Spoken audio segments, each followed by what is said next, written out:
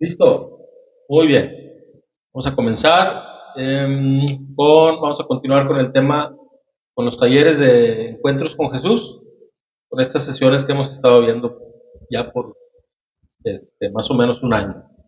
¿Verdad? Vamos a comenzar este tiempo poniéndolo en manos de Dios con una oración. Padre, te damos gracias, Padre, en esta noche. Señor, te pedimos que tú seas aquí en medio de nosotros, Señor, que sea tu Espíritu Santo el que nos traiga revelación, que nos traiga una enseñanza, Señor, que transforme nuestros corazones, Señor, hacia, hacia tu voluntad, Señor. Pedimos que nos des sabiduría de ti, Señor, y queremos conocerte más, Señor, a través de las Escrituras. Te pedimos que estés aquí con nosotros y que nos ayudes en todo esto, Señor. En nombre de Jesús, amén. Muy bien, pues la sesión de hoy se llama Jesús, el encuentro de Jesús con José de Arimatea, con Nicodemo. ¿Sí? Generalmente vemos un personaje, ¿sí? Ahora son dos personajes. La base bíblica la encontramos en el libro de Juan, capítulo 19, versículos 38 al 42. ¿Ok? Y se los voy a leer. A partir del versículo 38 dice: Más tarde, José de Arimatea, quien había sido un discípulo secreto de Jesús, entre paréntesis, por temor a los líderes judíos, pidió permiso a Pilato para bajar el cuerpo de Jesús. Cuando Pilato concedió el permiso, José fue a buscar el cuerpo y se lo llevó. Lo acompañó Nicodemo, el hombre que había ido a ver a Jesús de noche. Llevó consigo unos 33 kilos de ungüento perfumado, una mezcla de mirra y aloe. De acuerdo con la costumbre de los entierros judíos, envolvieron el cuerpo de Jesús, untado con las especias, en largos lienzos de lino.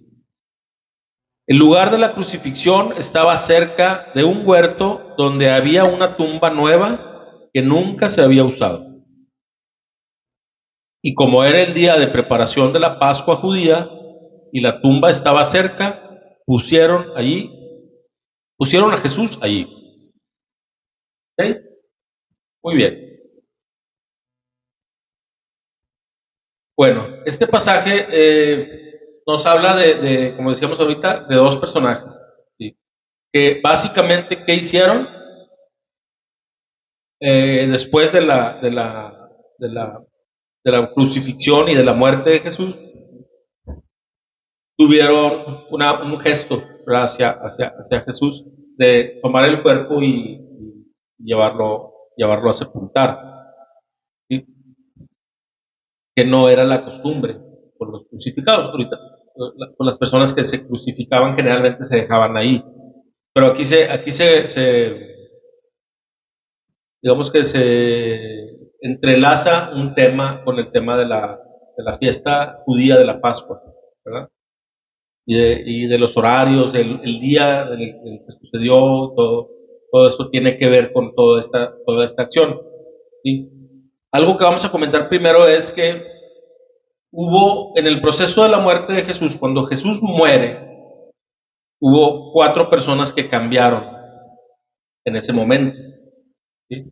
Los primeros, bueno, el primero, el malhechor que estaba a su lado, ¿se acuerdan?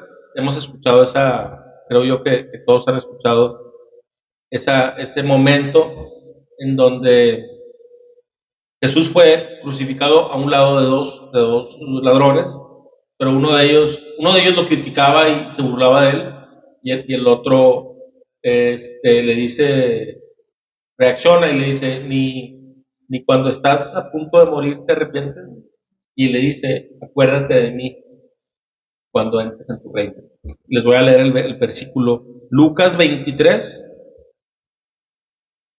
Bueno, son varios versículos. Del Lucas 23, del 39 al 43. Uno de los criminales colgados junto a él se burló. ¿Así que eres el Mesías? Demuéstralo, salvándote a ti mismo y a nosotros también. Pero el otro criminal protestó. ¿Ni siquiera temes a Dios ahora que estás condenado a muerte? nosotros merecemos morir por nuestros crímenes, pero este hombre no ha hecho nada malo. Luego dijo, Jesús, acuérdate de mí cuando vengas en tu reino. Jesús respondió, te aseguro que hoy estarás conmigo en el paraíso. Entonces, en ese momento, a punto de morir, tuvo un cambio en su corazón, el criminal, se arrepintió. ¿Sí? Obviamente, pues, no alcanzó a dar frutos de arrepentimiento porque pues, no había tiempo, pero Dios sabe el corazón que él tenía y que verdaderamente él estaba diciendo, reconociéndolo primero que nada, lo estaba reconociendo como el Mesías, como el Hijo de Dios, como el Salvador, porque le dice, acuérdate de mí cuando vengas en tu reino. Esa sola frase es un reconocimiento de quién era Jesús. ¿Sí? Y esa petición es básicamente le está diciendo, perdóname, y llévame contigo. ¿Sí? Entonces, esa es la primera persona que las escrituras enseñan que tuvo un arrepentimiento ahí en ese momento. No estamos hablando durante el ministerio de Jesús, durante su vida, durante sus milagros, durante sus predicaciones, no. En el momento de morir. Hubo un cambio en el corazón de algunas personas. Ellos fueron los primeros. Otro que cambió también en ese momento fue un centurión romano, ¿sí? Un soldado romano, que proclamó que Jesús verdaderamente era el Hijo de Dios. Esto lo vemos en Marcos, capítulo 15, versículo 39. Dice, el oficial romano que estaba frente a él, al ver cómo había muerto, exclamó, este hombre era verdaderamente el Hijo de Dios.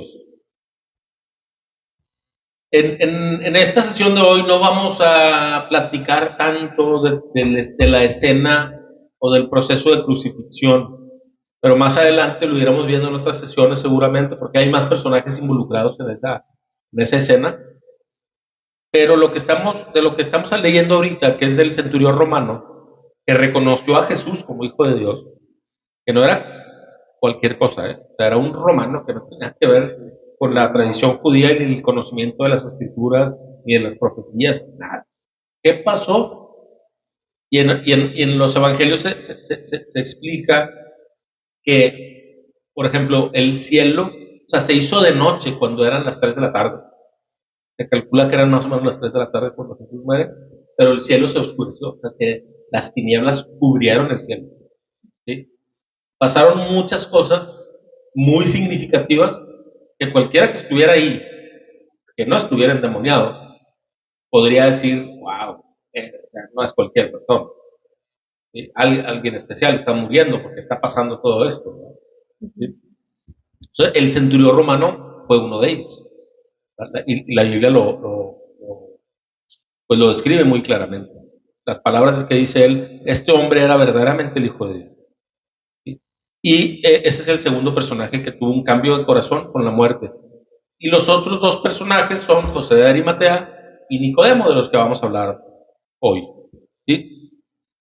Que ambos eran miembros del concilio judío, el Sanedrín, el grupo élite de los religiosos judíos. ¿Sí? Los líderes, los más, digamos, los de más alta jerarquía, se juntaban en lo que se le llama el concilio, que es como un consejo o como una asamblea, digamos. ¿Verdad? Se usa la palabra concilio y la palabra Sanedrín como similares. Ellos eran judíos de ese consejo. O sea, estamos hablando de dos personajes líderes religiosos. Tanto hemos hablado de los fariseos, ¿sí? Tanto hemos hablado de la actitud de algunos fariseos. Bueno, estos vienen a hacer un contraste total con los fariseos que no creyeron en Jesús, simplemente lo rechazaron. Aquí se dice que ellos, y en el pasaje lo vimos, eran seguidores en secreto. Se habla de uno, de José de Arimatea, dice que era seguidor, discípulo en secreto. ¿Okay? Pero ahorita vamos a seguir platicando también de Nicodemo, que también hizo una acción que nos da a entender que también lo veía en secreto.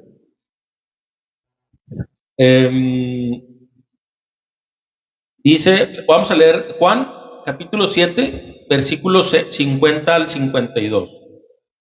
Juan 7, 50 al 52, que dice, Entonces tomó la palabra Nicodemo, el líder que había ido a ver a Jesús. ¿Es legal condenar a un hombre antes de darle la oportunidad de defenderse?, preguntó. ¿También eres de Galilea?, contestaron ellos. Estudia las Escrituras y compruébalo tú mismo. Jamás ha salido un profeta de Galilea.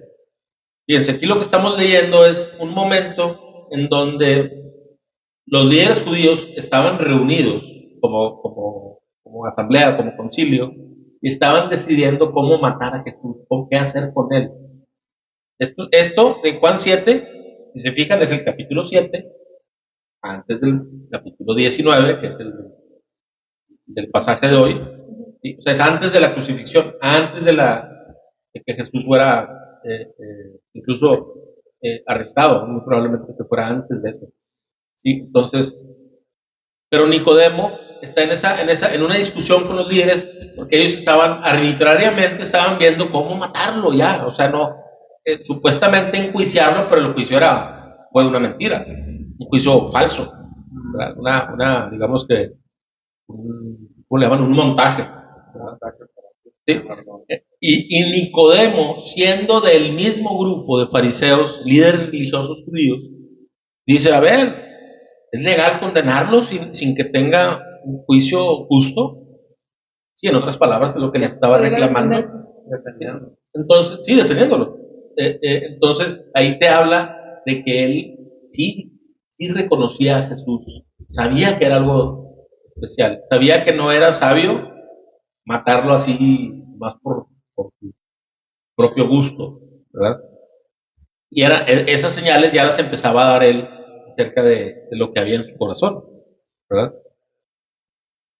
Pero el día del pasaje de hoy, cuando ya Jesús está en la cruz, cuando ya muere, y que ellos van, que dice el pasaje que fueron con Pilato, que es el gobernador romano, para pedirle oportunidad de bajar el cuerpo, ¿sí? En ese momento ellos dejaron de encubrirse, porque ya no se estaban escondiendo, fueron abiertamente a decir, danos oportunidad de bajarlo. ¿Sí?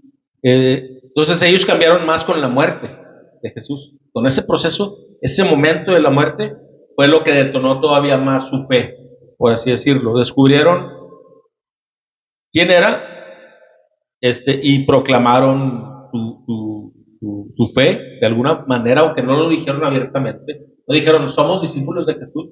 Dijeron, pues nos interesa darle sepultura según la tradición judía, ¿verdad?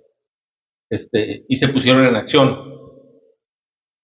Entonces nosotros también debemos de ser como ellos en ese sentido, de que cuando meditemos, ya no vamos a experimentarlo, pero sí podemos meditar en eso. ¿Qué significa la muerte de Jesús para nosotros? ¿Sí?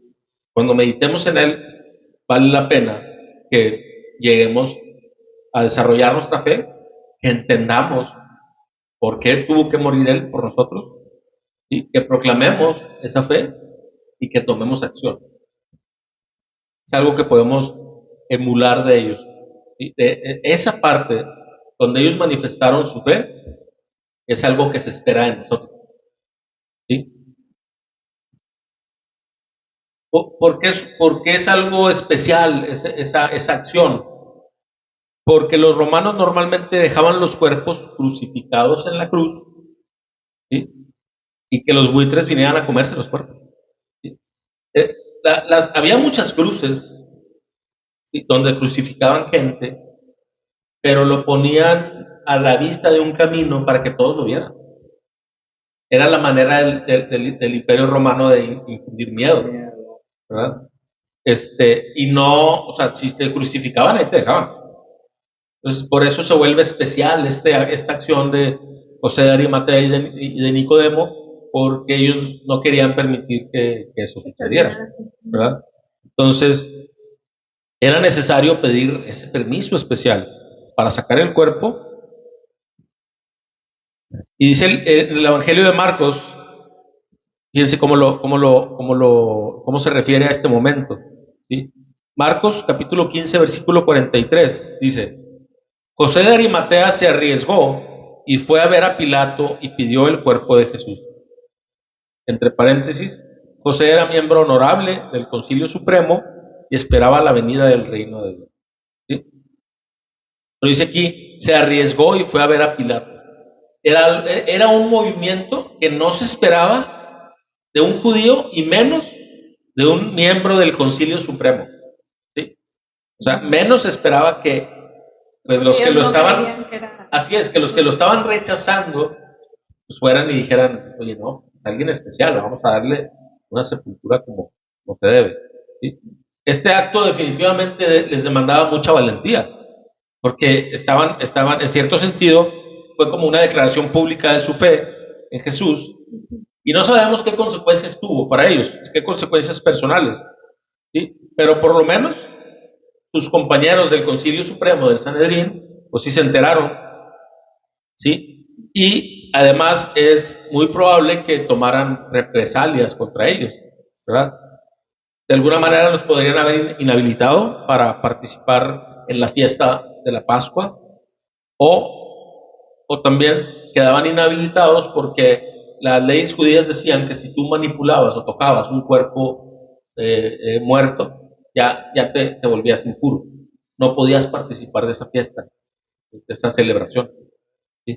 Tenías que pasar por un proceso de purificación, digamos, de limpieza. ¿Sí? Entonces, y otra parte importante es que se entiende que José, aunque aquí acabamos de leer en Marcos que José fue a ver a Pilato, pues tenemos que usar un poco el sentido común y se entiende que no fue José de Arimatea solo a cargar el cuerpo y él solo cargarlo. Es evidente que llevaba a alguien acompañándolo, ¿verdad? Y muy posiblemente, bueno, significa que más bien él dirigió a un grupo, ¿verdad? A un grupo de hombres que realizaran esa tarea y muy probablemente Nicodemo pues era parte de ese grupo, ¿verdad?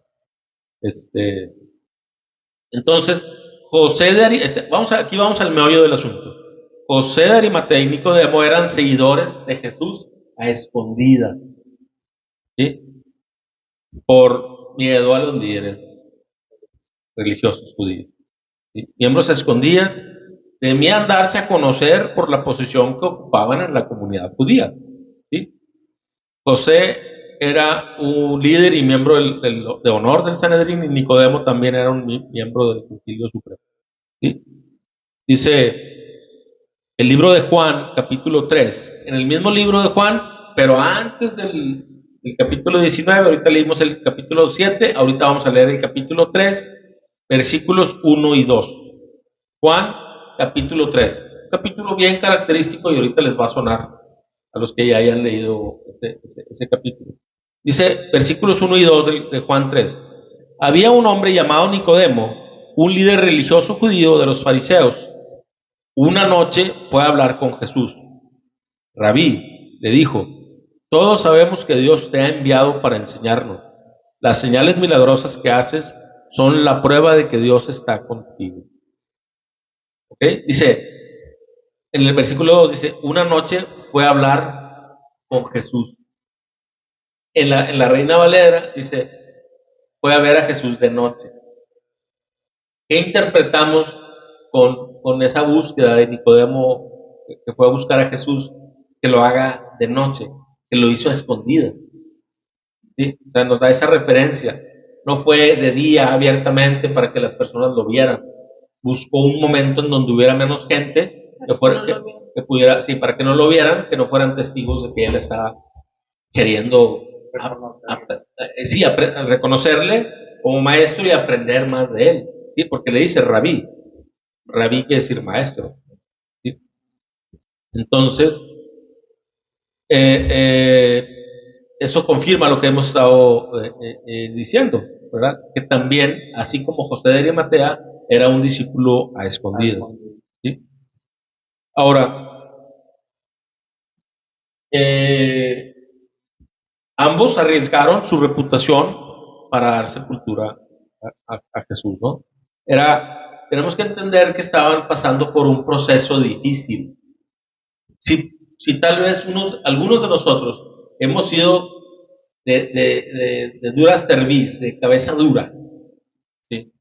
para aceptar a Cristo como Señor y Salvador, pues imagínense un líder miembro del Concilio Supremo judío. Era más difícil, ¿sí? Era de esperarse, porque ellos conocían las profecías y estaban esperando el Mesías. Los que no eran judíos en el mundo de aquellos años, que no conocían las escrituras, pues muchos creían que había algo, ¿verdad? Pero no estaban como esperando que esas profecías se cumplieran, ¿verdad?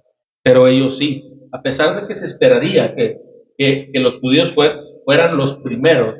Ya hemos leído varios pasajes que nos dejan claro que que los judíos, la mayoría lo estaban rechazando, ¿verdad? La tumba en de la que habla el pasaje era una cueva que se hallaba en una colina rocosa. Y era muy espaciosa, donde pues podía caminar un hombre adentro, ¿verdad? De manera que José y Nicodemo pusieron el cuerpo de Jesús adentro y una piedra de gran tamaño se colocó en la entrada. ¿Sí? Fue así es como tapaban. O sea, las tumbas eran como naturales, ¿verdad?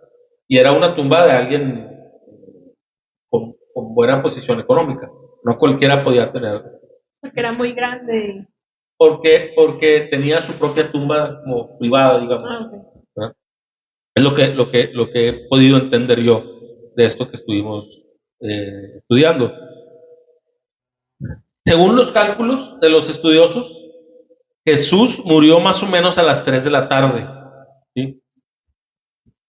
El proceso de pedir permiso para bajar y enterrar el cuerpo, más la preparación del cuerpo, habría llevado perdido unas 2 o 3 horas, lo que quiere decir que faltaba poco para que el sol cayera y comenzara el sábado.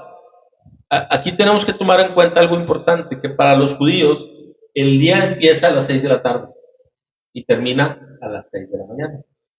No es como nosotros, que es 0 horas, empieza un día y a las 0 horas, o a las 11:59 de la noche termina el día. Con ellos no, con ellos a las 6 de la tarde empieza el día. Entonces, todo esto tiene que ver porque Jesús muere se entiende que se sabe que muere un viernes, ¿sí? Y que por la hora que muere fue como a las 3 de la tarde, tenían que apurarse para no hacer, cuando empezaba ya el sábado, el de la Pascua, ¿sí? Ya no podían hacer ningún trabajo, ningún movimiento. El Sabbat era eso, para los judíos era no hagas esfuerzo, no hagas trabajo. Es un día para Dios. Entonces, era un poco apresurado, ¿verdad? Porque para empezar, el ir a pedir permiso, pues no era nomás en 15 minutos lo arreglo.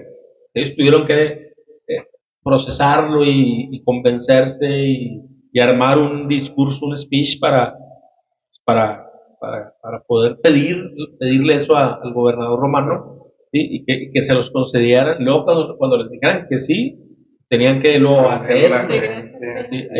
Organizarlos y luego preparar el cuerpo.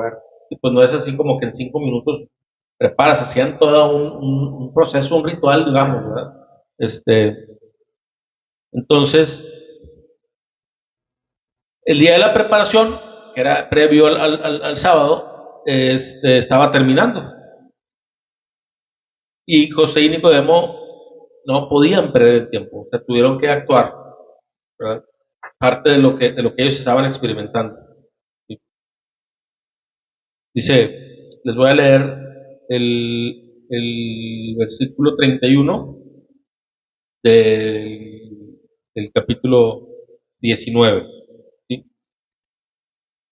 Dice, era el día de preparación y los líderes judíos no querían que los cuerpos permanecieran allí colgados el día siguiente, que era el día de descanso, y uno muy especial porque era la semana de la Pascua. Entonces le pidieron a Pilato que mandara quebrarles las piernas a los crucificados para apresurarle su muerte y así podrían bajar los cuerpos. ¿Sí? Era especial ese día. O sea, había un interés especial en que no se quedaran ahí los cuerpos. Pero qué crueldad. Crucificado, te mueres asfixiado. O sea, la muerte no es por los clavos, no es por los latigazos. Si a ti te crucificaron, tu propio peso hace que colapsen tus pulmones, dejas de respirar por tu propio peso. Para poder respirar tendrías que hacer fuerza. Pues, ¿cuánto puedes aguantar? No puedes aguantar muchas horas que esté haciendo esa fuerza. Entonces les quebraban las piernas para que no pudieran sostenerse, porque las piernas clavadas tú podías hacer fuerza, te levantabas, ¿no? Se las quebraban, ya no había sostén, ni existe las piernas con las manos clavadas, o amarradas. Entonces, algo importante que comentar en cuanto a este momento de la historia es que casi cada detalle fue cumplimiento de profecía. Ya estaba anunciado cómo iba a ser el flagelado, cómo iba a ser tratado, menospreciado, burlado, ¿sí? Humillado, ¿sí? Y se estaban cumpliendo muchas profecías en esa escena. ¿Sí? Isaías había predicho que los hombres querrían sepultar al Mesías con los malvados, pero que al final sería sepultado con los ricos. Dice Isaías 53:9, un libro escrito unos 700 años antes de la muerte de Jesús. ¿Okay? Dice Isaías 53, versículo 9. Él no había hecho nada malo y jamás había engañado a nadie, pero fue enterrado como un criminal, fue puesto en la tumba de un hombre rico. ¿Sí? Un sepulcro nuevo en un huerto tenía que pertenecer a alguien poderoso económicamente, alguien de dinero. ¿Sí? Y en el libro de Mateo se aprende, se lee que ese huerto pertenece a José de Arimatea. ¿Sí? Entonces José de Arimatea, este personaje, uno de los personajes de los que hoy estamos hablando, pues fue el instrumento de Dios para cumplir con esa profecía que acabamos de leer. Y no es más que Dios confirmando que sí que es Dios y que Él tiene el control de todo esto, ¿verdad? Y bueno, como comentario general, el capítulo 53 de Isaías no se enseña en las sinagogas judías. No lo enseñan, lo esconden. Toda la historia de, de, de, de la fe judía siempre han escondido ese capítulo. Los invito a que posteriormente lo lean con calma en sus casas. Lean todo el capítulo 53 y es una profecía de cada detalle de lo que sucedió en el momento de la crucifixión y lo que sucedió en la vida de él. Muy, porque pues, el que lo lea va a decir, era Dios. Y ellos siguen esperando al Dios montado en el caballo, armado. Sí, o sea, ellos no reconocieron a Jesús como Señor, como el Mesías, ¿sí? Entonces, pero ahora resulta que a muchos judíos se les predica el Evangelio y se les habla de Isaías 53 y a muchos han creído en Jesús, se han convertido a la fe cristiana porque es claro el mensaje de ese capítulo. Pero es bien curioso, o sea, cómo Satanás puede cegar el entendimiento tanto de las personas para que ignores todo un capítulo de la Biblia que tienes en tus manos. O sea, pero que nadie te dice, lee aquí. Jamás escucharías en una sinagoga discutir sobre ese capítulo, sobre quién era el personaje de ese capítulo. Eres seguidor, es ignorante, no puedes hablarles toda la verdad, entonces bien. Sí, definitivamente. Eso es algo muy curioso. Lo quise comentar porque me parece que también nosotros lo tomemos en cuenta, porque si no conocemos, bueno, toda la Biblia, pero en especial ese tipo de capítulos que tienen características profecía muy clara, que ya se cumplió con la vida de Jesús. Tú dices, wow, claro que te hace clic, claro que te hace sentido.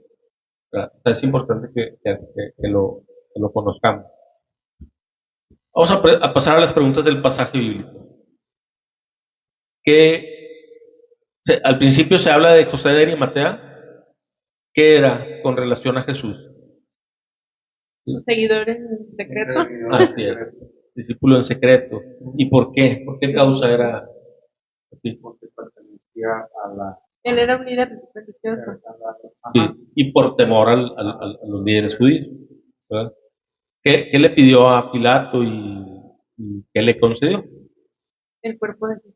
Así es, poder bajarlo y llevarlo a sepultarlo. ¿Verdad? ¿Qué llevó Nicodemo en ese momento que también acompañó a José de Arimatea? Ungüentos con aroma. Aloe. Así es, llevó el ungüento especial para prepararlo para la sepultura, ¿no? Para prepararlo. La sábana, ¿no? Sí, lienzos de lino que era la forma en la que los preparaban. ¿Qué hicieron estos hombres con el cuerpo de Jesús? Pues lo envolvieron el cuerpo con el ungüento, como ahorita dijimos, con los largos lienzos de lino. ¿Qué había en el lugar donde había sido crucificado? Habla ahí el pasaje que había un huerto, ¿sí? Donde había una tumba nueva que nunca se había utilizado. ¿Sí? ¿Por qué sepultaron a Jesús en aquel lugar? Bueno, esa parte se dio, sí, pero sí, porque era por el tiempo, por la premura del tiempo. Ya estaba por culminar el día de la preparación, entonces tenían que apurarse. Pero nada fue casualidad, ¿verdad? La misma Biblia te enseña en otro libro que el dueño de ese huerto era José de Arimatea, ¿verdad? O sea, Dios estaba como operando todo para que se cumpliera la profecía de esa forma, ¿verdad? Pero sí, era por el día de la preparación, había un poco de prisa de hacerlo y pues allá había un lugar cercano, ¿verdad? Y estaba el dueño para decir, sí, pues, adelante, úsenla. Claro, ¿verdad? Vamos a pasar a las preguntas de opinión general, que son un poco más de reflexión. Generalmente creemos que la opinión de la gente es importante. ¿Sí? Vamos a leer Juan, capítulo 12, versículos 42 y 43. ¿Sí? Bueno, quiero hacer un paréntesis. Cuando hablamos y reflexionamos en estas preguntas, siempre tenemos que tener en cuenta la persona de Dios, ¿verdad? Cuando hablamos aquí, y en la pregunta que acabamos de decir, que si la gente considera importante la opinión de los demás, tenemos que tener en mente a Dios también, ¿verdad? Y se los leo. Juan 12, o si alguien lo quiere leer, Juan 12, versículos 42 y 43. La que gusten, la que gusten.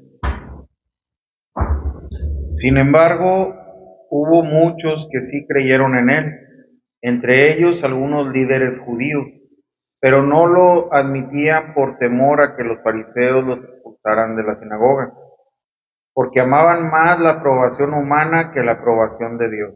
Esto está buenísimo. Esto está buenísimo. Bueno, uno, se aprende muchísimo de dos versículos. Por ejemplo, dice, hubo muchos que sí creyeron en él, muchos judíos. Nosotros generalmente cuando usamos el término judío, nos referimos en general a personas de esa región que no creyeron en Jesús. Pero estos versículos nos dejan claro que hubo muchos judíos que sí creyeron, que hoy existen, se les llama judíos mesiánicos. Judíos que creen en todo lo que la fe judía enseña, pero que sí reconocen a Jesús como Dios. Como los que sí creyeron, ¿verdad? Que no era tan fácil que cambiaran switcharan su chip a desechar las tradiciones, siguen con muchas tradiciones, pero sí reconocen a Jesús. Entonces, podemos resaltar esa parte. hubo muchos judíos que sí creyeron en Jesús, y hasta la fecha, ¿verdad? Pero la otra parte también es importante, pero que no lo admitían por temor a los fariseos, a que los expulsaran de la sinagoga. Ahora, José de Arimatea y Nicodemo no eran los únicos discípulos en secreto. Había más, y dice, había muchos que creyeron, pero nadie se atrevía a decir, yo soy seguidor de Cristo. Ni se salían de la sinagoga, ¿sí? Porque era una lucha, pues estaban toda su vida con una creencia y de repente abandonarla, pues era difícil. No lo estamos justificando, pero estamos entendiendo qué corazón podrían estar. O sea, cómo estaba su corazón. ¿Sí? Y cómo.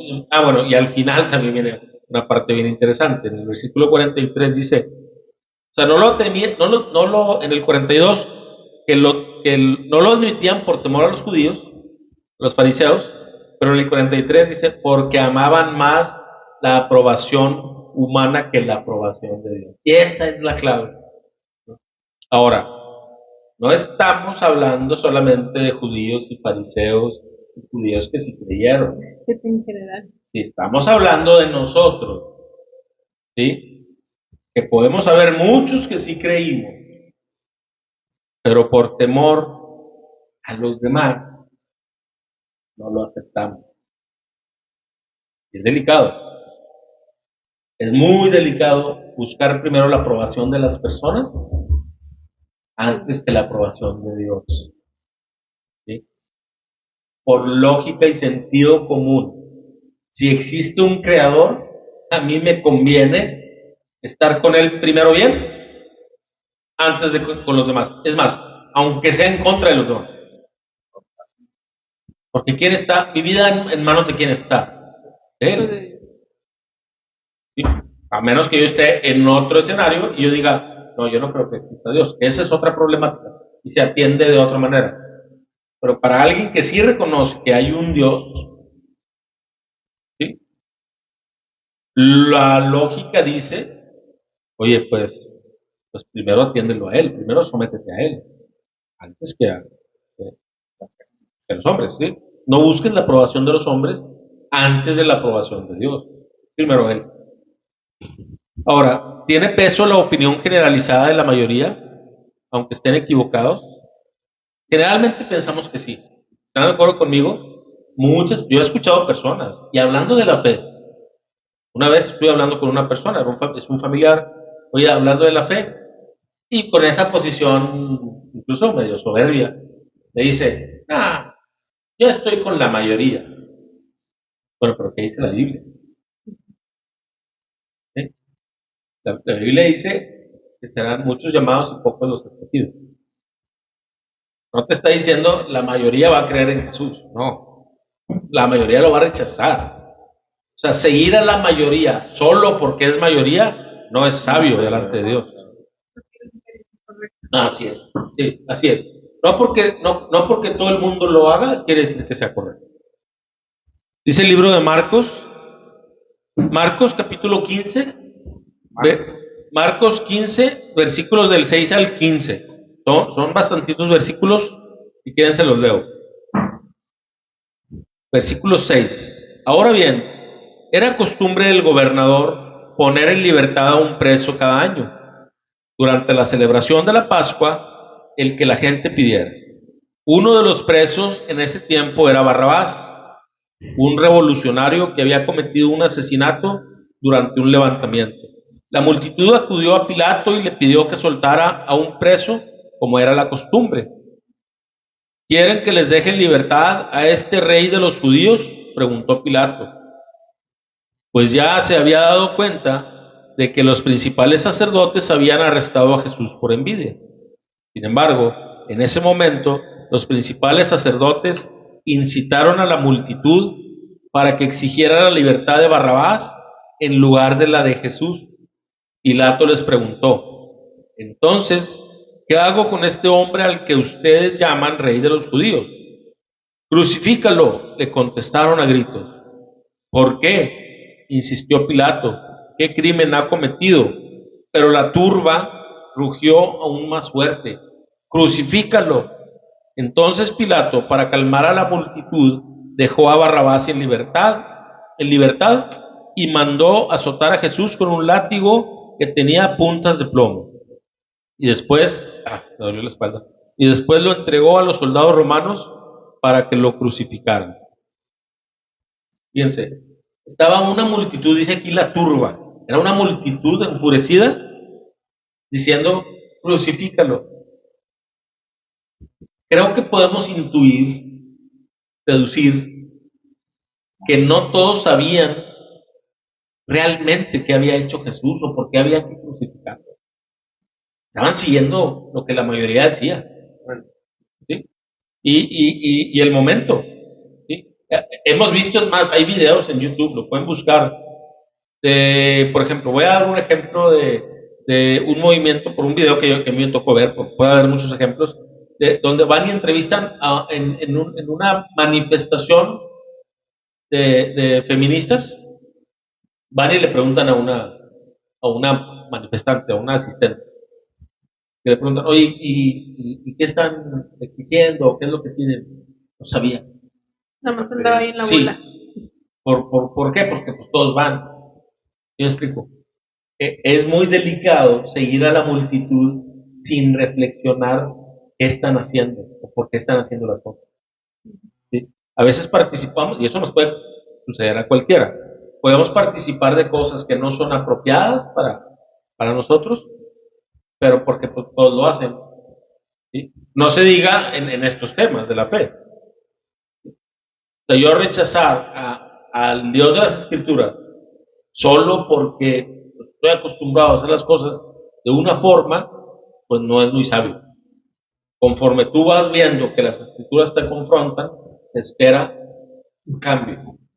¿Sí? Para ti, para mí, para todos. Así es como deberíamos de ser. ¿De qué me sirve a mí estudiar la Biblia todos los días si quiero seguir viviendo como yo vivo según mi entendimiento? No soy discípulo de Jesús, soy mi propio discípulo. Yo me pongo como líder.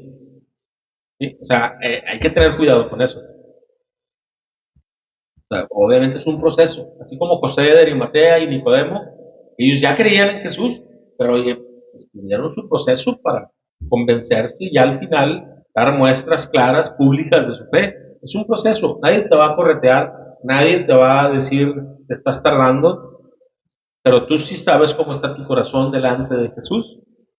Y si aún no has decidido seguir a Cristo abiertamente, sabes que hay un pendiente. Es importante que lo sepas. ¿Sí? Eso es un asunto tuyo con Dios. No, nadie te va a obligar ni te va a decir estás bien, estás mal. Lo que dice la Biblia es esto. Se invita a reflexionar en el asunto porque la vida cambia en abrir y cerrar de ojos. ¿Verdad? Entonces es importante que lo tomemos en cuenta. Ahora, así como hay gente que sigue la mayoría solo por seguirla, por costumbre o por otros motivos, pues también habrá gente que tiene el valor de ir contra la corriente, de ir contra la mayoría, de ir contra la corriente del mundo.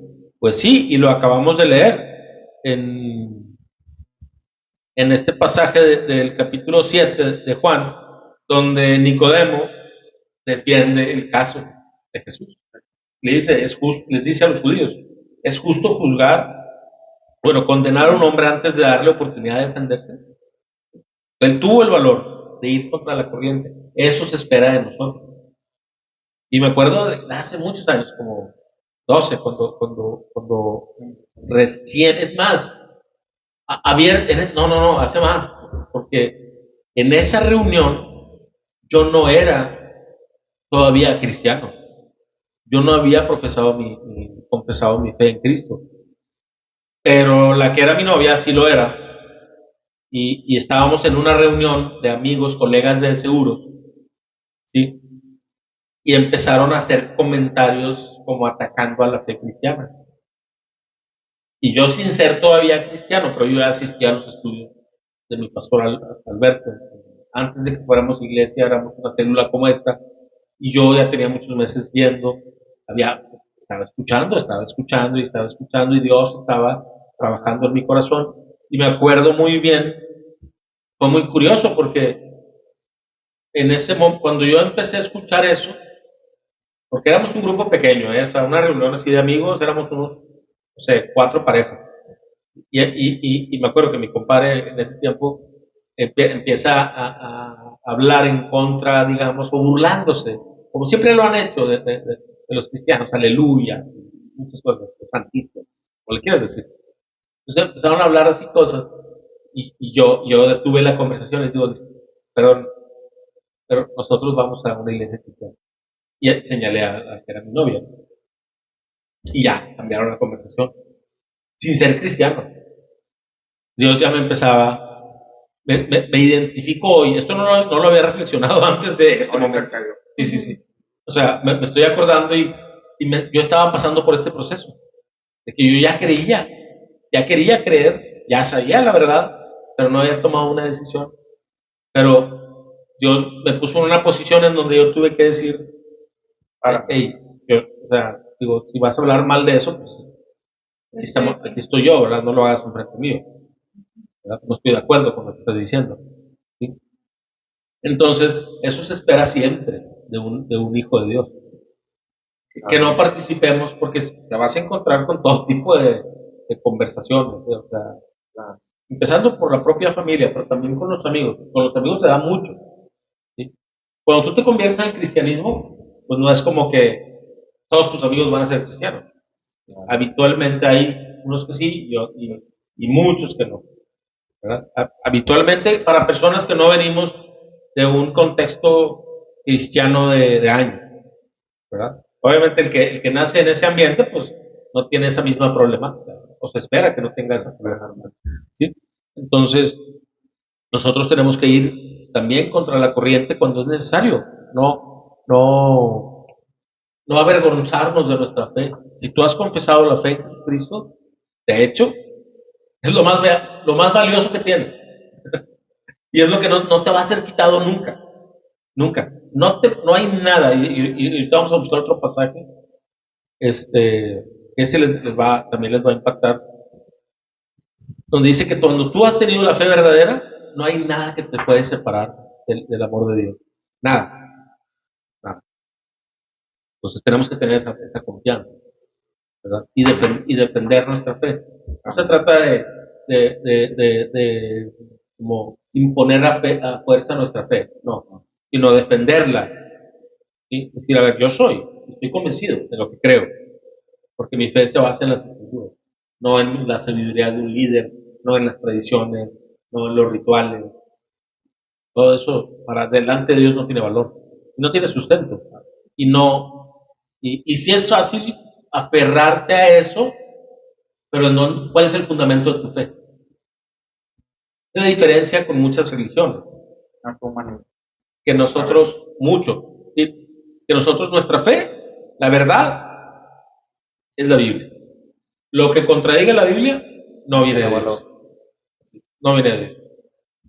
Pero si tú no tienes esto como fundamento, pues realmente vas a poder acomodar muchas de tus creencias a tu gusto, porque con que lo filtras. ¿Cómo entenderías esto si le agrada a Dios o esto no le agrada a Dios? ¿Verdad?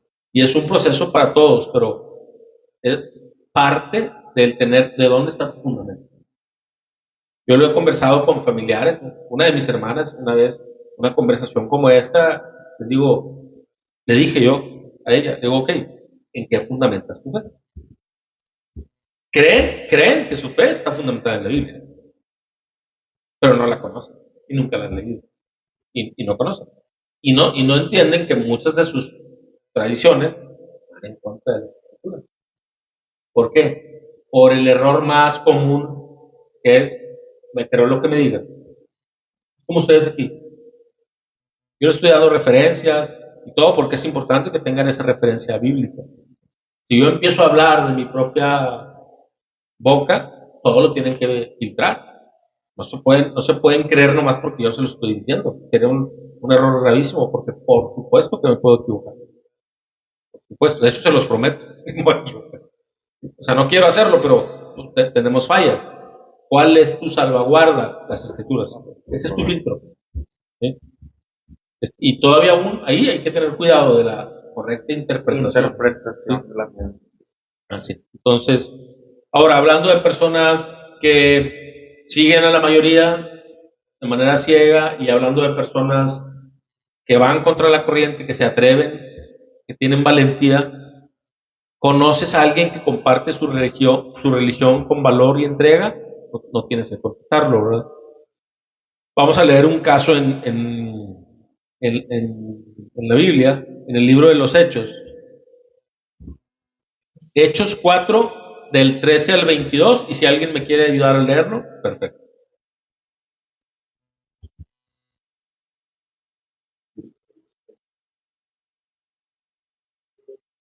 Cuarto, 13 al 20.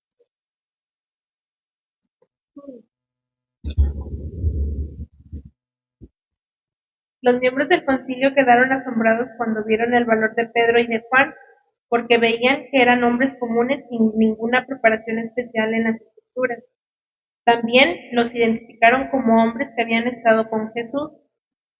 Sin embargo, dado que podían ver allí de pie entre ellos al hombre que había sido sanado, no hubo nada que el concilio pudiera decir. Así que les ordenaron a Pedro y a Juan que salieran de la sala del concilio y consultaron entre ellos. ¿Qué debemos hacer con estos hombres?, se preguntaban unos a otros. No podemos negar que han hecho una señal milagrosa, y todos en Jerusalén ya lo saben. Así que para evitar que sigan divulgando su propaganda aún más, tenemos que advertirles de que no vuelvan a hablar con nadie en el nombre de Jesús. Entonces llamaron nuevamente a los apóstoles y les ordenaron que nunca más hablaran ni enseñaran en el nombre de Jesús. Pero Pedro y Juan respondieron: ¿acaso piensan que Dios quiere que los obedezcamos a ustedes en lugar de a Él? Nosotros no podemos dejar de hablar acerca de todo lo que hemos visto y oído. Entonces el concilio los amenazó aún más, pero finalmente los dejaron ir porque no sabían cómo castigarlos sin desatar un disturbio, pues todos alababan a Dios. Por esa señal milagrosa, la sanidad de un hombre que había estado lisiado por más de 40 años. Ok, sí, está ahí. Bueno, eso es el valor y la entrega que se espera de cualquier hijo de Dios. ¿Sí? Ellos eran igual que nosotros. No tenían, eran hombres comunes, sin ninguna preparación especial en las escrituras. O sea, Jesús no eligió a los apóstoles por sus cualidades, sus talentos, sus características. De hecho, dice que escogió de lo vil y menospreciado para avergonzar a los poderosos. Estoy parafraseando, ¿verdad? O sea, utilizó, y siempre hago esta pregunta cuando doy algún mensaje, les digo, ¿saben por qué Dios usa hombres imperfectos para predicar? ¿Saben, verdad? Porque no hay otros. No hay otro. Sí, o sea, Dios no te elige porque tú tienes cualidades o talento o por tu buena dicción, de hecho, para nada. ¿Verdad? O sea, más bien, él, de lo vil y menospreciado, de lo inútil que somos, porque la Biblia dice que siervos inútiles somos, lo que debíamos hacer hicimos. O sea, lo que hacemos es obedecer. Él se encarga, ¿sí?, de dar el mensaje, él se encarga de poner las palabras, ¿verdad? Pero no, por ejemplo, no damos un estudio bíblico porque nosotros tengamos mucho conocimiento. Entonces Dios enseñando a través de cualquiera de nosotros, ¿sí? Entonces, así fue con Pedro y Juan, en este pasaje que acabamos de leer, que estaban ya, pues, trastornando el mundo. De hecho, hay un versículo que dice: estos trastornan el mundo, porque ya los estaban volviendo locos, literal, no sabían qué hacer con ellos.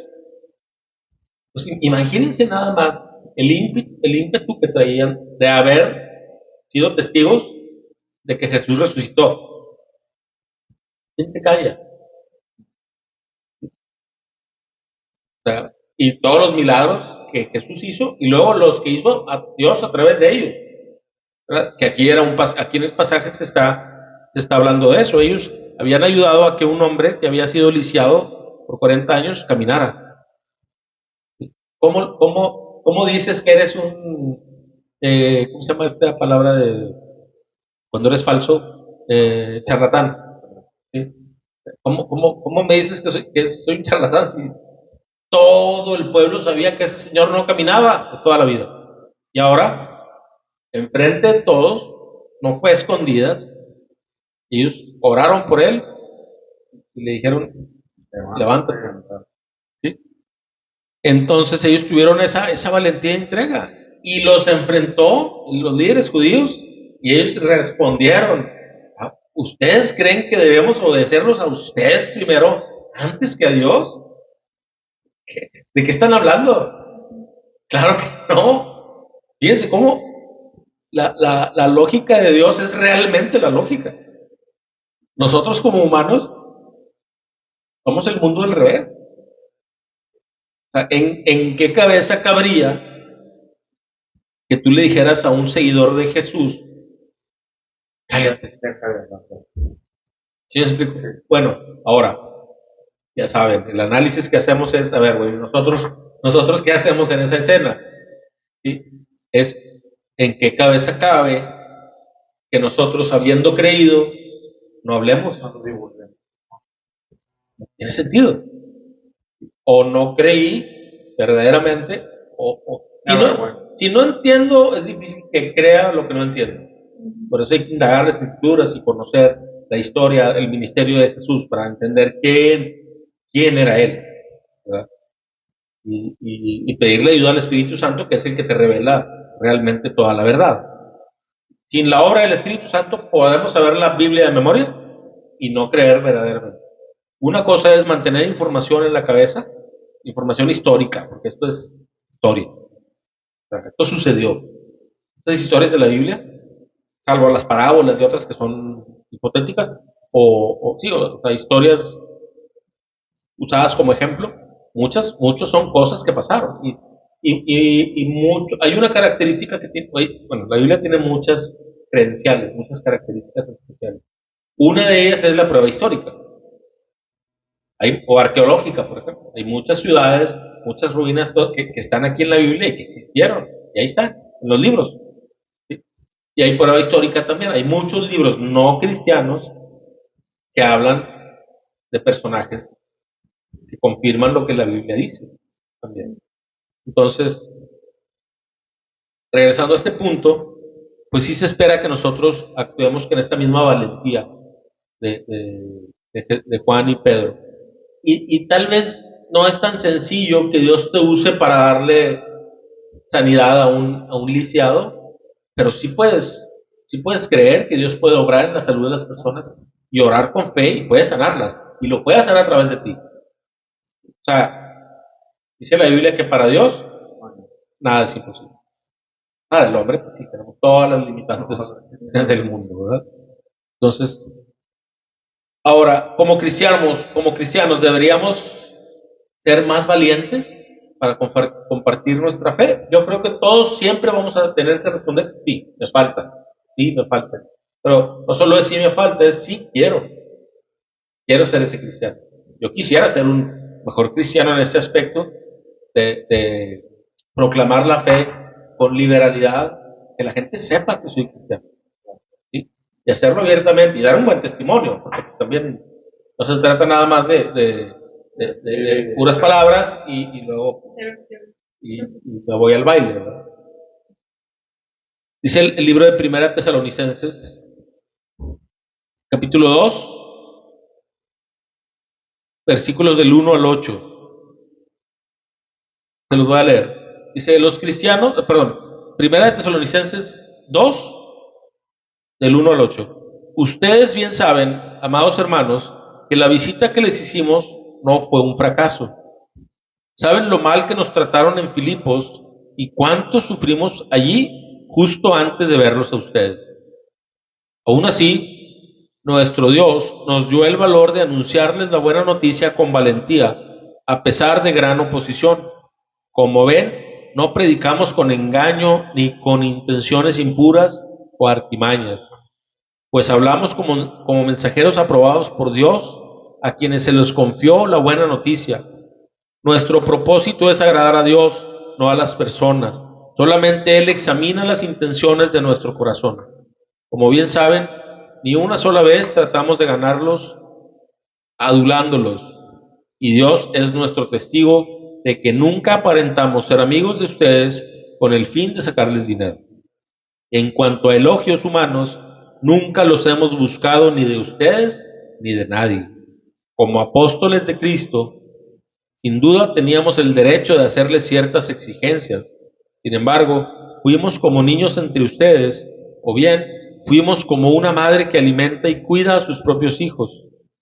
Los amamos tanto que no solo les presentamos la buena noticia de Dios, sino que también les abrimos nuestra propia vida.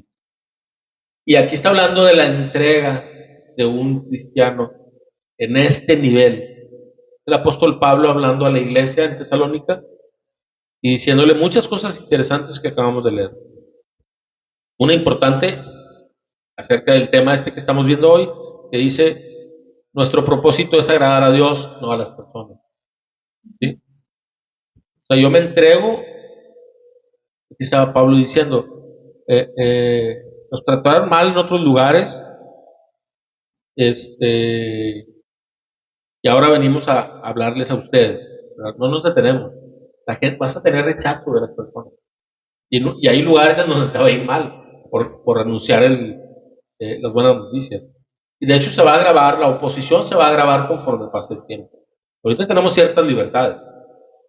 Va a ir avanzando esto y van a empezar a poner leyes como en otros lugares. Ya se prohíbe dar mensajes públicos de la Biblia. De la Biblia. Y está profetizado, o sea, es algo que se espera que suceda. No es algo que se le está saliendo de las manos a Dios. Es parte del proceso. Así es. Entonces, sí debemos ser más valientes y entregarnos de manera completa. La motivación no es todo. Por eso cuando decimos que deberíamos decir como aquí el autor, que dice, nuestro propósito es agradar a Dios y no a las personas. Ojo, no se trata de predicar el evangelio agresivamente. Porque para que alguien te escuche, y ustedes que tienen hijos lo sabrán, tienes que ganarte su corazón. Tu hijo te cree porque confía plenamente en ti y en el cuidado que tú tienes de él. Por eso te cree. No te conoce, te conoce en el sentido de que tú eres su todo, tú eres tu seguridad. Porque ya te has ganado su corazón, te va a escuchar. Pero no todas las personas están dispuestas a escuchar el mensaje. A veces tenemos que hacer esa labor de atender alguna necesidad, de escuchar a las personas, solamente escuchar a las personas. Si tú das un buen consejo, si tú escuchas a las personas, pasas tiempo con ellas, te vas a ganar la oportunidad de hablarles de Jesús, porque primero les estás mostrando el amor de Dios de esa forma. A bibliazos no se predican, no. ¿Sí? Así no es. Porque luego caemos en discusiones, caemos en un intercambio de ideas que no benefician a nadie. ¿Verdad? Y en otras sesiones hemos hablado al respecto, de que no hay que caer en ese tipo de actitudes. ¿Sí? Y vamos a pasar para las preguntas más personales, para tu reflexión más personal. ¿Influye o afecta tu vida la opinión o pensamiento de los demás? Pues yo creo que todos tenemos algo de eso, ¿verdad? O sea, aquí nos importa mucho lo que opinan los demás, tratamos de cuidar nuestra reputación, y no digo que esté mal hacerlo, hay que hacerlo por las motivaciones correctas, ¿verdad? Dice el libro de Hechos, capítulo 20, del 17 al 24, se los leo. Dice, cuando llegamos a Mileto, Pablo envió un mensaje a los ancianos de la iglesia de Éfeso para pedirles que vinieran a su encuentro. Cuando llegaron, Pablo declaró, ustedes saben que desde el día que pisé la provincia de Asia hasta ahora, he hecho el trabajo del Señor con humildad y con muchas lágrimas, He soportado las pruebas que me vinieron como consecuencia de las conspiraciones de los judíos. Nunca me eché para atrás a la hora de decirles lo que necesitaban oír, ya fuera en público o en sus casas. He tenido un solo mensaje para los judíos y los griegos por igual: la necesidad de arrepentirse del pecado y de volver a Dios y de tener fe en nuestro Señor Jesús. Ese es un resumen del Evangelio. Anunciarle a las personas la necesidad de arrepentirse del pecado y de volver a Dios y de tener fe en nuestro Señor Jesús. Bueno, continúo con el versículo 22. Ahora estoy obligado por el Espíritu a ir a Jerusalén. No sé lo que me espera allí, solo que el Espíritu me dice en ciudad tras ciudad que me esperan cárcel y sufrimiento. Pero mi vida no vale nada, fíjense, esto es impactante. Pero mi vida no vale nada para mí, a menos que la use para terminar la tarea que me asignó el Señor Jesús. La tarea de contarles a otros la buena noticia acerca de la maravillosa gracia de Dios. Dice el apóstol Pablo, dice, mi vida no vale nada para mí. No tiene sentido mi vida si no me dedico a lo que Jesús me encomendó. Así, a cumplir el propósito de Dios en mi vida. Eso es lo que le da sentido a mi vida y valor a mi vida. Y no me importa, dice aquí, ya sé que voy a ir a Jerusalén y me van a perseguir, me van a encarcelar, voy a sufrir, porque él era del otro bando. Jesús se le aparece y se vuelve discípulo de Jesús. Pasa de ser Saulo a Pablo y de ser perseguidor de cristianos a ser hijo de Dios y de los más fervientes predicadores y seguidores de Jesús. Está en el top 3, por no decir el top 2, por no decir él es el más impactante seguidor de Jesús. Y ese es el ejemplo que se nos pone a nosotros. Obviamente es un proceso que cada uno deberá experimentar, pero sí hay un nivel, o sea, hay un parámetro que Dios nos pone en las escrituras de cómo deberíamos de ser como cristianos. Y obviamente a todos nos falta mucho, pero tendríamos que tener un corazón de querer llegar ahí. ¿Sí? Según la Biblia, la meta es llegar a la estatura del varón perfecto, que es Jesús. No lo vamos a lograr. No lo vamos a lograr. Pero no es lo mismo decirle a Dios, Señor, yo perseveré, yo busqué mejorar y dejar atrás el pecado y dejar atrás las malas prácticas y querer agradarte y anunciar tu evangelio y buscar la obra de la extensión del reino y todo. Es diferente a decir, no, pues estaba muy difícil. Ya, a lo mejor ni empecé. ¿Sí? Así es, mejor ni ya, ¿para qué lo intento? No se va a poder. No. Sabemos que no, porque lo que alcanzamos a entender nosotros de Dios, de Jesús, del Espíritu Santo es nada. No, ni la eternidad para conocerlo, ¿verdad? Ahora, otra pregunta interesante. ¿Vives tu cristianismo con plenitud en todas las áreas en que te mueves?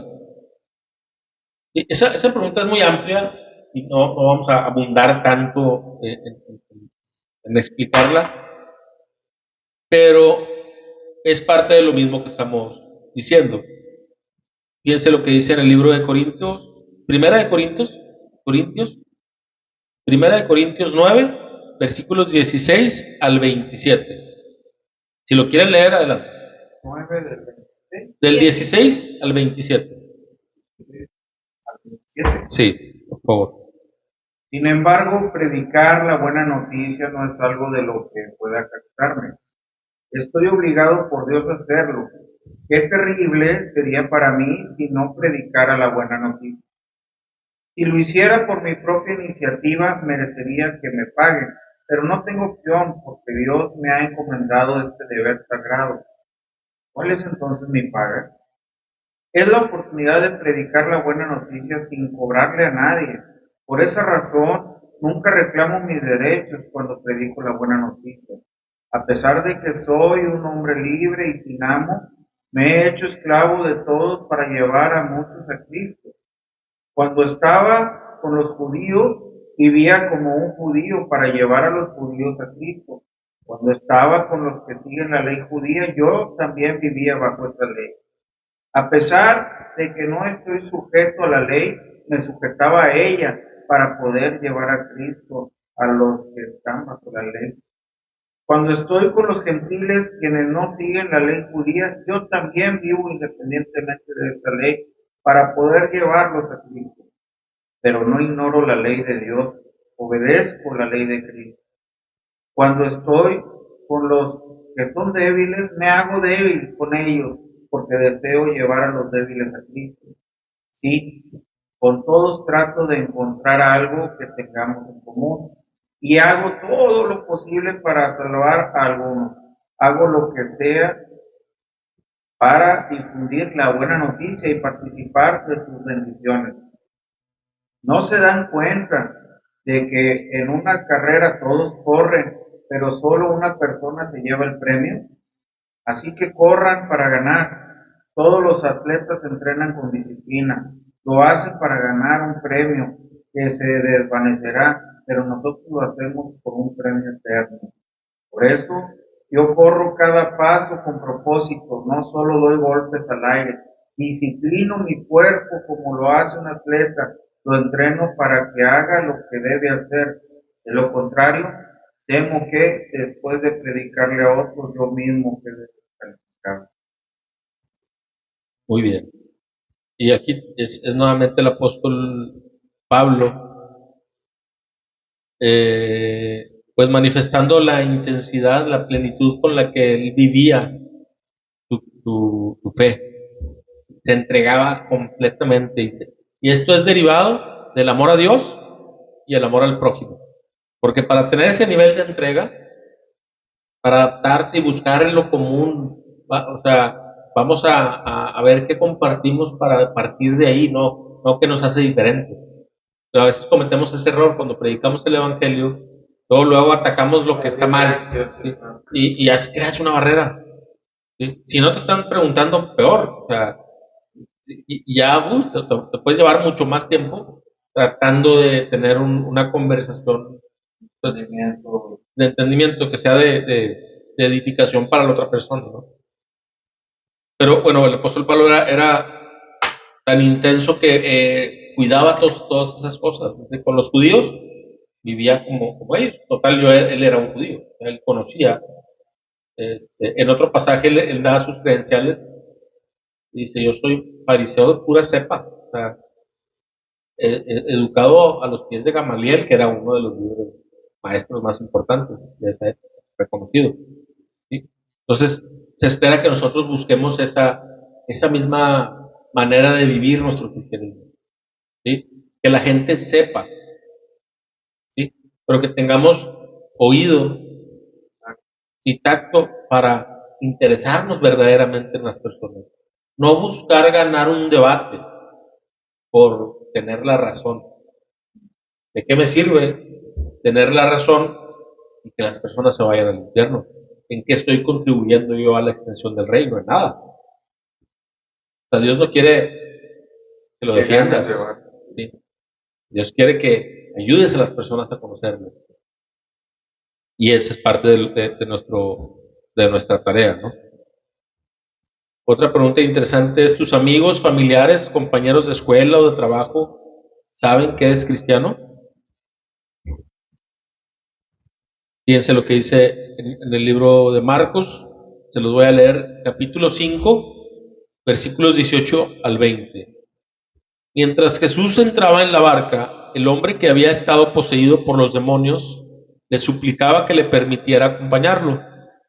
Pero Jesús le dijo, no, ve a tu casa y a tu familia y diles todo lo que el Señor ha hecho por ti y lo misericordioso que ha sido contigo. Así que el hombre salió a visitar las 10 ciudades de esa región y comenzó a proclamar las grandes cosas que Jesús había hecho por él, y todos quedaban asombrados de lo que les decía. Fíjense, el contexto de estos versículos es que versículos antes, Jesús había liberado de demonios a esta persona que había sido poseída. Lo libera, se vuelve un seguidor de Cristo, ¿sí? Y le dice, déjame ir contigo. Jesús dice, no, tú ve a predicar a otro lugar, ve con tu familia, ve con tu gente, ¿verdad? Entonces, Jesús estaba diciendo, o nos está diciendo Dios aquí, ¿tienes una fe en Jesús? Anúncialo con tu familia. ¿Cuál es el milagro más grande que Dios hace por alguien que ha creído en Jesús? La vida eterna, la salvación, vida eterna. Tienes perdón de pecados y con el perdón de pecados tienes la salvación. Viene un día del juicio, pero tú cuando crees en Jesús, ese juicio ya no recae en ti, ¿sí? Ya es Jesús el que paga por ti. Entonces tú eres librado, tú vas a ser llevado hacia el reino de la luz, hacia la vida eterna. Es una promesa. Nuestra vida no va a terminar, o sea, nuestra existencia no va a terminar nada más en este cuerpo corruptible, ya en cierta edad voy a morir, ya se acabó la historia. No, la Biblia enseña que vamos a ser todos resucitados, que unos van a ser, unos para condenación, ¿verdad? Y otros para ser librados del juicio y puestos en el reino de Dios. ¿Sí? Entonces, este llamado que hace Jesús al que había sido liberado de demonios es lo mismo que nos dice a nosotros. Dios ya hizo el milagro de salvación en tu vida, compártelo. ¿Con quiénes? Pues primero con tu familia, porque si tú has creído que Dios un día va a juzgar al mundo con justicia y que tú has sido librado de ese juicio, tú quieres eso para tu familia. Sería como ilógico pensar que puede haber alguien que crea en todo esto y que no lo quiera compartir con su gente. Como que, ¿por qué tendrías esa actitud? ¿Sí? ¿Sí? O sea, no tiene sentido, no tiene ningún sentido. Al contrario, qué miedo, ¿sí? Pensar que mi familia se puede perder. La decisión es personal, ¿sí? Pero tenemos que contribuir. El intento, o sea, la predicación del Evangelio, esa sí es tarea. Por eso sí vamos a ser juzgados, no por la respuesta de las personas.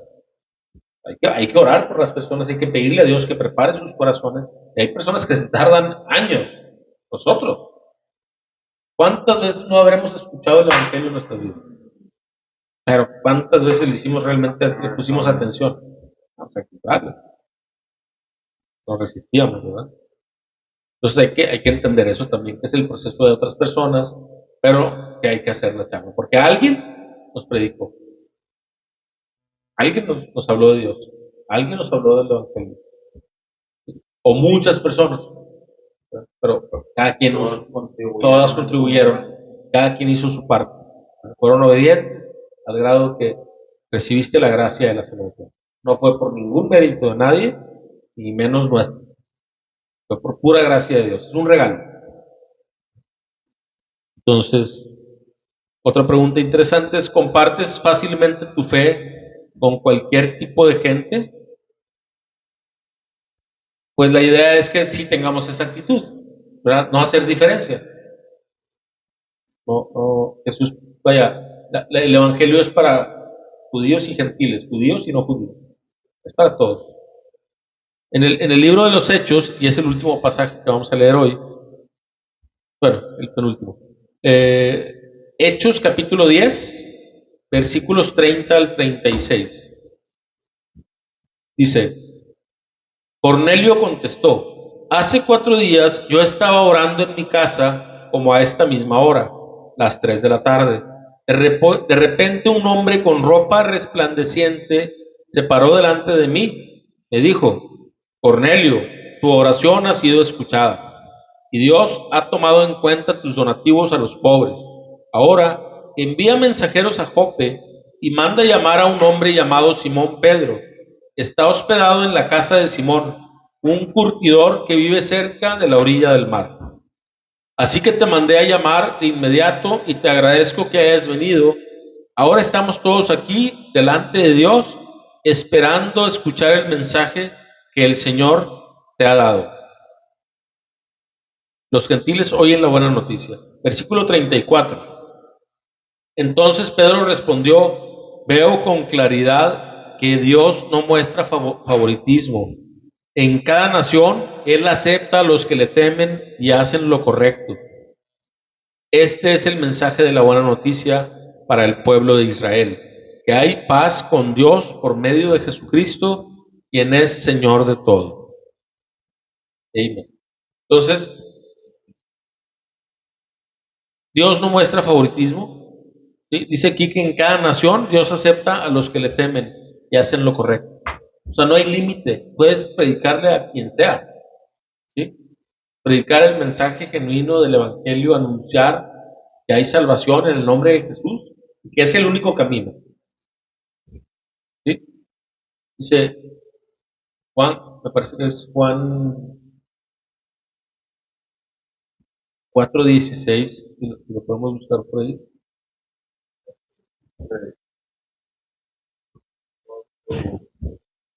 Yo soy el camino.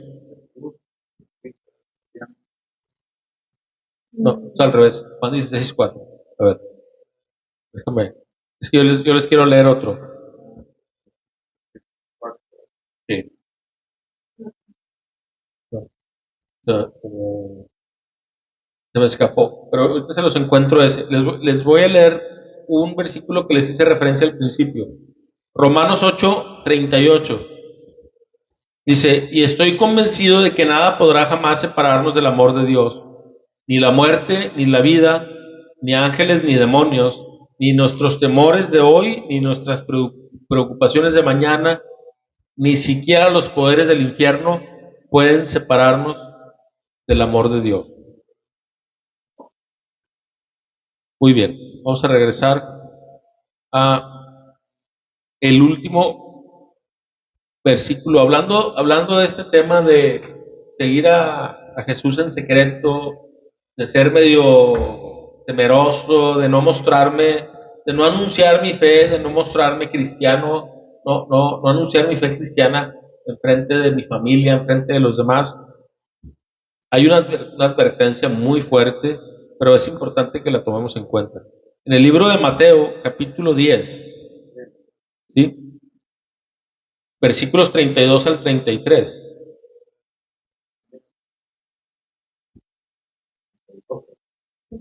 Y 33. Dice, todo aquel que me reconozca en público aquí en la tierra, también lo reconoceré delante de mi Padre en el cielo. Pero al que me niegue aquí en la tierra, también yo lo negaré delante de mi Padre en el cielo. ¿Sí? Son palabras de Jesús.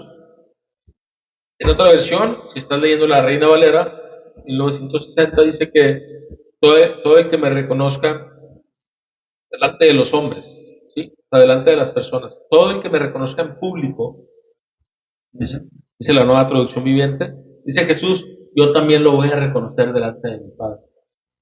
Pero si tú me niegas en esta tierra, yo te voy a negar. Y como la Biblia enseña que Jesús es nuestro abogado defensor, pues tú no quieres que tu abogado te dé la espalda, porque si no, ¿cómo te defiende? ¿Sí?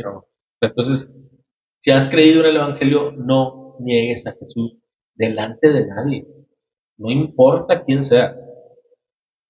Tiene consecuencias nuestra actitud. ¿Sí? No es un juego. Está la vida eterna en juego. ¿Sí? Hay un Dios y un Creador. Si estamos viendo todo esto, incluso lo que no vemos, todo ha sido creado por Él. Y si Él lo crea, Él pone las reglas. Y nos deja un manual que muchas veces decimos, no hay manual de vida, no, ya hay un manual. La Biblia te enseña muchos principios de Dios de cómo vivir. Y te enseña cuál es la verdad, cuáles son las promesas. ¿Sí? Entonces, hay que aferrarnos a la fe que nace de las Escrituras. ¿Sí? Hay que fundamentar nuestra fe en eso, indagar todo lo que quieras indagar, ¿sí? Reflexionar, pero tú acude a las Escrituras para que conozcas verdaderamente quién es Dios y cómo es Él y cuál es su voluntad. Porque este fundamento va a ser necesario. Si yo no tengo las bases fuertes, firmes de mi fe, no voy a poder defender mi fe. Y es muy probable que me voy a quedar callado, que no voy a querer hablar, o que no voy a hacer la tarea de predicar el Evangelio. ¿Sí?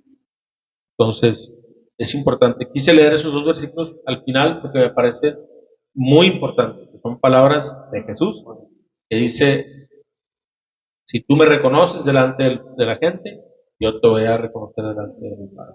Y esa es una motivación que podemos tener. ¿Sí? Compartir el evangelio. Así es, sí, sí, testificar de él y no esconder, así es, y no esconder nuestra fe no, sí, no hacerlo en secreto por miedo al que dirán, sí, por miedo a las personas. Como decíamos ahorita, hay que buscar agradar primero a Dios antes que a los hombres. Y lamentablemente muchas veces vamos a desagradar. Dice Jesús, si a mí me odiaron, a ustedes también los van a rechazar. O sea, se espera que eso suceda. Y tenemos que estar advertidos y tener la valentía de decir, pues sí, a lo mejor no te cae bien, pero esta es mi fe. ¿Sí? Y tú no me puedes mover. ¿Sí? Para ayudar a otros a que digan, oye, bueno, ¿por qué crees en esto? ¿Sí? ¿Por qué eres tan firme? Platícame más. A veces así empiezas una conversación, ¿verdad? Y bueno, pues como conclusión, preguntaríamos para reflexión, ¿eres un creyente a escondidas? ¿Te ocultas de tus amigos y compañeros de trabajo para manifestar, desarrollar tu fe? Este es el momento de salir de tu encierro y proclamar tu fe en Jesús. Aprovecha tu tiempo, aprovecha la vida, obedece a Dios, obedezcamos a Dios, aprovechemos el tiempo y hagamos lo que nos toca, la parte que nos toca, que es predicar el Evangelio con la motivación correcta de agradar a Dios y de contribuir para la extensión del reino. Dios merece eso. O sea, toda la gloria es para Dios, todo lo que hagamos es para honrarlo a Él, no es para nosotros, no es para ser reconocidos, ¿sí? Es porque Él lo merece. Él merece mi vida, la tuya y la de todos, y la de todas las personas. Lamentablemente no todos van a creer, pero todos deben escuchar el Evangelio. Todos debemos de asegurarnos que las personas a nuestro alrededor, primero, también sepan que somos cristianos, que somos seguidores de Cristo. Si tú lo eres, los a tu alrededor deben saberlo. Si no lo eres, te invito a tomar una decisión. Obviamente tenemos que hacerlo, ¿verdad? Pero si tú ya has tomado una decisión por Cristo, tienes que seguir firme. Va a haber obstáculos, va a haber oposición, vas a encontrar oposición en tu familia. Eso te lo garantizo, porque las escrituras lo, lo, lo anuncian, ¿verdad? Y sigue firme. Vale la pena luchar por agradar a Dios, ¿sí? Y eso es lo que le da sentido a nuestra vida, finalmente.